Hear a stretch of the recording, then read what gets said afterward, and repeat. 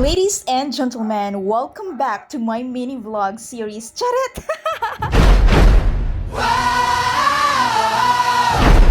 Oh, 'di ba? Napaka-momentous ng entrance natin. Pero yes, guys, ito yung talagang highlight ng event ng mga mini vlogs ko nung nakaraang araw simula nung bumalik ako mula probinsya. Ang papunta namin dun sa Guba, Gishan, which is yung farm namin.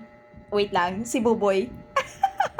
Yes, yun yung pinunta namin, yung pagkuha ng gagawing walis tingting. Yes, totoo po yung nakikita nyo. Kami po yung gumagawa ng sarili naming walis tingting. And I believe kahit sino naman siguro na nasa probinsya, ganon din yung ginagawa. Sobrang nakaka-enjoy yung moment na ganyan. So, sa video po na yan, kasama ko si Papa, si Janine, of course, si Laylay, si Lalin, si Honey, and si Buboy, yung anak ni Cute. Nakaka-miss yung event na yan. Buti nga sa part na yun, hindi na siya masyadong umuulan.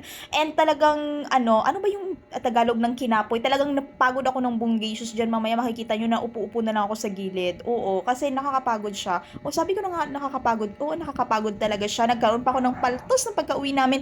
So, watch out guys sa mga sunod kong mga mini vlogs. Yun na yung pag-uwi namin. So, maraming salamat sa panonood, sa pag-react, sa pag-comment sa mga videos ko kahit naka-shadow ban tayo. Yun lang. Jane, bye-bye!